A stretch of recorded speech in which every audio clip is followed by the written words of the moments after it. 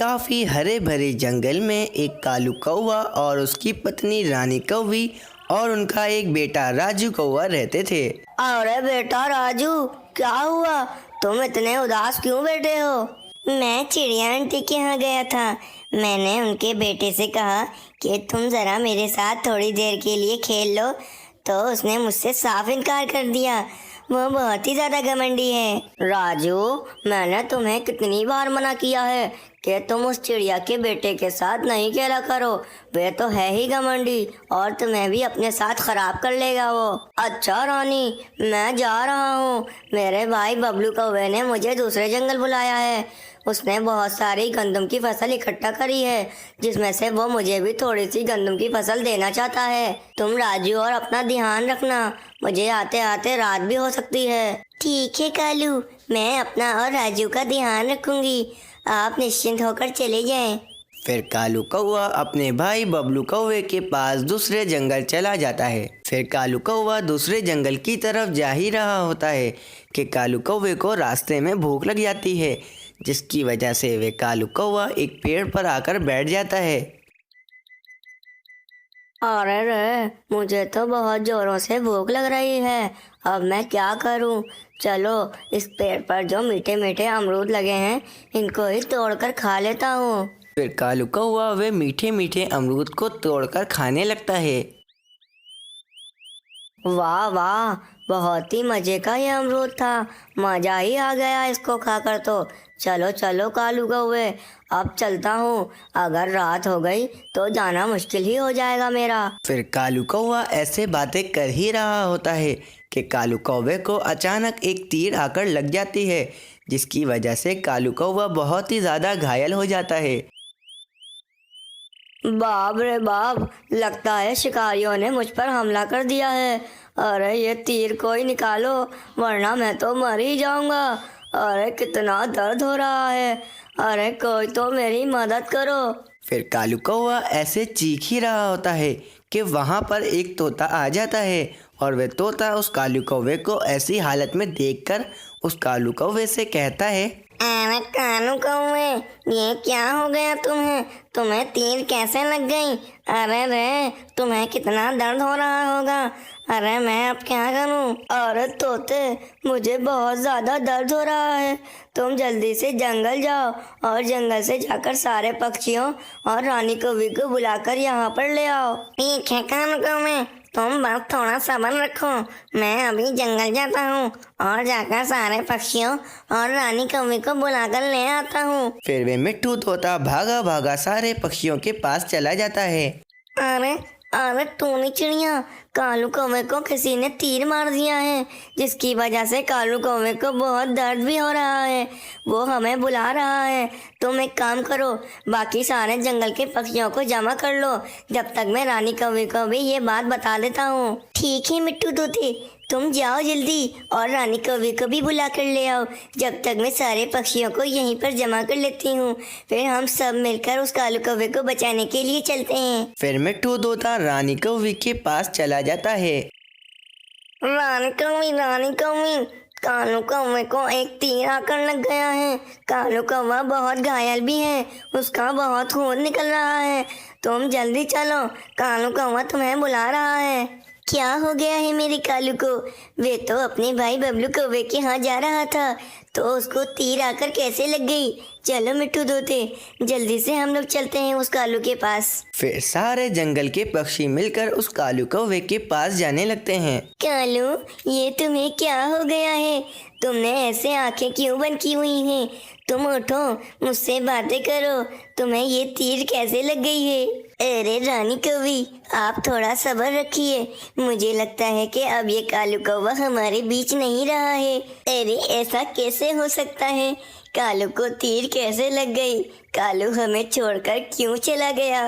कालू, तुम उठ जाओ, मुझसे बातें करो। अरे रानी कौवी, ये कालू कौवा अब हमारे बीच नहीं रहा है। चलो, अब यहाँ रहने का कोई फायदा नहीं है। चलो सब अपने अपने घोंसले में चले जाते हैं। फिर सारे पक्षी उदास होकर वहाँ से चले जाते हैं। उन सारे पक्षियों के जाते ही वहाँ पर एक वैद्य जी आ जाता है। वे वैद्य जी कालू कौवे को देखकर कहता है, अरे लगता है इस कौवे को किसी शिकारी ने तीर मार दिया है। चलो जल्दी से इसकी मरहम पट्टी कर देता हूँ। फिर वे वैद्य जी कालू कौवे की मरहम पट्टी कर देता है और उस कालू कौवे को कुछ देर के बाद होश आ जाता है। अरे वैद्य जी, आपका बहुत बहुत शुक्रिया कि आपने मेरी मरहम पट्टी कर दी। मैं तो पेड़ पर बैठा आराम से मजे मजे का भोजन खा रहा था, फिर अचानक मुझे एक तीर आकर लग गई। तुम चिंता ना करो कौवे, तुम जल्द ठीक हो जाओगे। बस अपना ध्यान रखना। चलो अब मैं चलता हूँ। वहीं दूसरी तरफ पूरे जंगल में कालू कौवे की मरने की खबर फैल चुकी होती है और सारे पक्षी अफसरदा होते हैं। अरे तोते भैया, वे कालू कौवा जैसे भी था पर दिल का बहुत अच्छा था। उसके बगैर तो ये पूरा जंगल सूना सूना हो गया है। अरे हाँ चिड़िया बहन, वह कालू कौवा जैसा भी था पर बहुत अच्छा था। वह हर बार गलती करता था और फिर माफी भी मांग लेता था। अब मुझे उसकी एक एक गलती याद आ रही है। अरे तोते भैया, हमें उस कालू कौवे की इतनी याद आ रही है तो सोचें उस रानी कौवे को उस कालू कौवे की कितनी याद आ रही होगी। चलें हम लोग उस रानी कौवे को कुछ भोजन दे आते हैं। उस रानी कौवे का एक छोटा सा बेटा भी है, वे रोजाना कैसे भोजन ढूंढेगी। चलो हम लोग उस रानी कौवे को थोड़ा सा भोजन दे आते हैं। और हाँ, हम लोग अब रोजाना उस रानी कौवे को थोड़ा थोड़ा भोजन दे देंगे। ठीक है चिड़िया बहन, मैं चलता हूँ और मैं सारे पक्षियों को भी कह दूंगा कि वे रोजाना थोड़ा थोड़ा भोजन उस रानी कौवे को देकर आ जाएं। इस तरह उस रानी कौवे को भी अच्छा लगेगा। फिर टूनी चिड़िया और वे तोता कुछ भोजन लेकर उस रानी कौवी के पास चले जाते हैं। अरे रानी कौवी, मैं और तोता आपके लिए कुछ खाने के लिए भोजन ले आए हैं। आप इसको खा लीजिए और अपना पेट भर लें। फिर रोजाना रानी कौवी को कोई न कोई पक्षी आकर भोजन दे जाता था, जिसकी वजह से रानी कौवी को बैठे बैठे भोजन खाने को मिल रहा था। अरे ये कालू कौवा तो चला गया और इसकी वजह से मुझे और राजू कौवे को रोजाना कितने मजे मजे का भोजन खाने को मिलता है। फिर रानी कौवी ऐसे बातें कर ही रही होती है कि वहाँ पर कालू कौवा आ जाता है और रानी कौवी कालू कौवे को देखकर दंग रह जाती है। अरे ये कालू तो नहीं हो सकता, कालू तो मर चुका है। यकीनन ये कालू का भूत है। अरे कालू के भूत, तुम यहाँ क्यों आए हो? मैंने तुम्हारा क्या बिगाड़ा है? अरे अरे रानी, ये क्या कह रही हो? मैं कोई भूत नहीं हूँ, बल्कि मैं तो असली कालू कौवा हूँ। फिर वे कालू कौवा सारी बातें उस रानी कौवी को बताने लगता है और ये बात सुनकर रानी कौवी बिल्कुल ही दंग रह जाती है। अरे वाह कालू, तुम जिंदा हो। तुम्हें पता है तुम्हारे जाने के बाद तो ये सारे पक्षी मुझे रोजाना मजे मजे का भोजन देकर जाते थे और मैं खूब मजे ले लेकर वे भोजन खाती थी। अब तुम आ गए हो, अब वे पक्षी मुझे रोज जो मजे मजे का भोजन देते थे वे नहीं देंगे।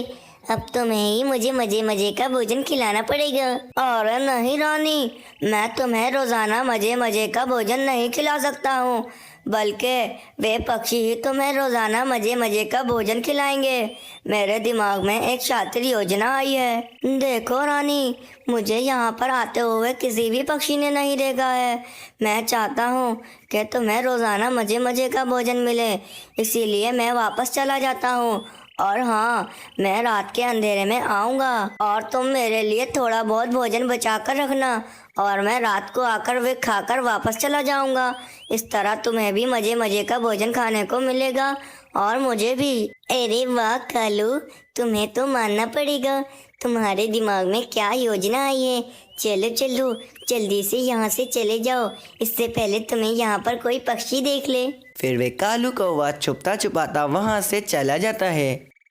फिर रात होने पर वे कालू कौवा अपने घोंसले में वापस आता है और मजे मजे का भोजन खाकर वापस चला जाता है। फिर रोजाना की तरह वे कालू कौवा एक दिन अपने घोंसले में भोजन खाने के लिए आता है। चलो रानी, जल्दी से मुझे खाने के लिए भोजन दे दो, वरना मुझे यहाँ पर कोई पक्षी देख लेगा। कालू कौवे के पास ही एक पेड़ पर एक बुलबुल सो रही होती है और वे कालू कौवे की आवाज़ सुनकर उड़ जाती है। अरे ये तो कालू कौवे की आवाज लगती है, लेकिन कालू कौवा तो मर चुका है, तो फिर कालू कौवे की आवाज कहाँ से आ रही है?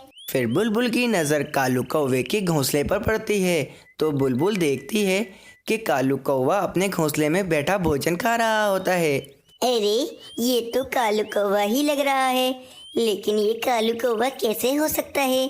कालू कौवा तो मर चुका है। चलो उस घोंसले में जाकर ही देखती हूँ कि ये कालू कौवा है या फिर कोई और। फिर वे बुलबुल कालू कौवे के घोंसले में आ जाती है। अरे कालू कौवे, तुम तो मर चुके थे, तो तुम जिंदा कैसे हो गए? अरे रे, ये क्या देख रही हूँ मैं? कालू कौवा तो जिंदा है। अरे रे बुलबुल, तुम यहाँ क्यों आ गई? अरे तुम तो अपने घोंसले में सो रही थी। जाओ जाओ, जाकर अपने घोंसले में सो जाओ और इसको सपना समझकर भूल जाना। अच्छा कालू कौवे, अब मेरे समझ में आया कि तुम लोग ये सब कुछ मरने का नाटक कर रहे थे।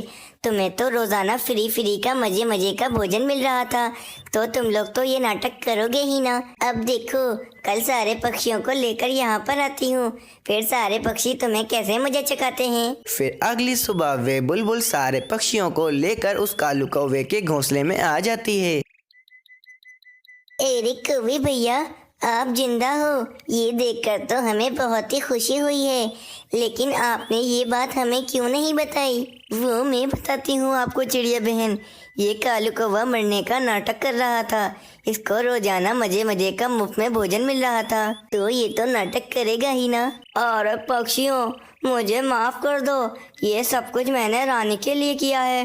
रानी को रोजाना मजे मजे का भोजन खाना था, जब भी मुझे ये सब कुछ करना पड़ा। फिर सारे पक्षी उस कालू कौवे को माफ कर देते हैं और वापस अपने अपने घोंसलों में चले जाते हैं।